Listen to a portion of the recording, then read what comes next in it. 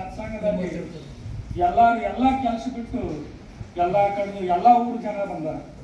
ಆ ಊರ ಈ ಊರ ಅಂತ ಏನಿಲ್ಲ, ಎಲ್ಲ ಊರು ಜನಗಳು ಬಂದಾರ.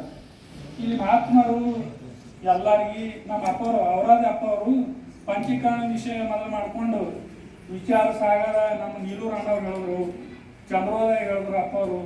ಎಲ್ಲ ಮಹಾತ್ಮರಿಗೆ ಎಲ್ಲರೂ ತಮ್ಮ ತಮ್ಮ ವಿದ್ಯೆಯನ್ನು ಎಷ್ಟು ಕಲ್ತರು ಎಷ್ಟು ಪ್ರದರ್ಶನ ಮಾಡ್ಕಂತ ಇಲ್ಲಿ ಬಂದಿದ್ರು.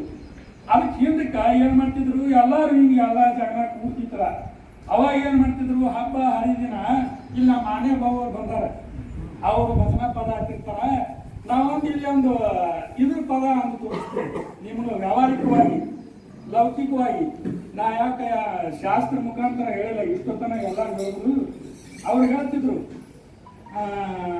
ಈಗ ಈಗಿನ ಪದ್ಯದವ್ರು ಹೇಳ್ತೇವೆ ನಾವು ಬಂದೇವ ಶ್ರೀಶೈಲ ನೋಡೋದಕ್ಕ, ಸ್ವಾಮಿ ಸೇವಾ ಮಾಡಿ ಮತ್ತ ಹೋಗೋದಕ್ಕ. ಅದು ಹಾಡ್ಕೊತ ಹೇಳ್ತಿದ್ರು.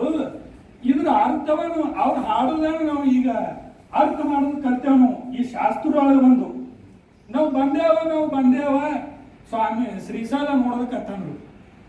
ಇಲ್ಲಿ ಅದು ಅರ್ಥ ಮಾಡಿದ್ರು. ನಾವು ಬಂದೇವ ಶ್ರೀಶೈಲ ನೋಡೋದಕ್ಕೆ, ಸ್ವಾಮಿ ಸೇವಾ ಮಾಡಿ ಮತ್ತೆ ಮಾಡಿ ಹೋಗೋದಕ್ಕಂತ. ಇಲ್ಲಿ ಯಾಕೆ ಬಂದಿದ್ದೇವೆ ಅಂತಂದ್ರೆ ಆ ಸದ್ಗುರುನಾಥನ ಸೇವಾದಿಗಳನ್ನು ಮಾಡೋದಕ್ಕೆ, ಅಂತ ಮಹಾತ್ಮರ ದರ್ಶನ ಮಾಡೋದಕ್ಕೆ ಅದಕ್ಕೆ ಬಂದಿದ್ದೇವಪ್ಪ. ನಾವು ಇಲ್ಲಿ ಬಂದು ಈ ಹೆಂಡ್ರು ಮಕ್ಕಳು ಹೊಲ ಮಂದಿ ಗಳಿಸ್ಲಿಕ್ಕೆ ಬಂದಿಲ್ಲ ಅಂತ ಹೇಳಿ ಅವು ಹಾಡ್ತಿದ್ರು. ನಮ್ಮ ಮನೆಯವರು ಭಜನಾ ಪದದಾಗ ಇಂಥವು ಎಷ್ಟೋ ಬರ್ತಾವ, ಅವೆಲ್ಲ ಬಿಡ್ರಿ.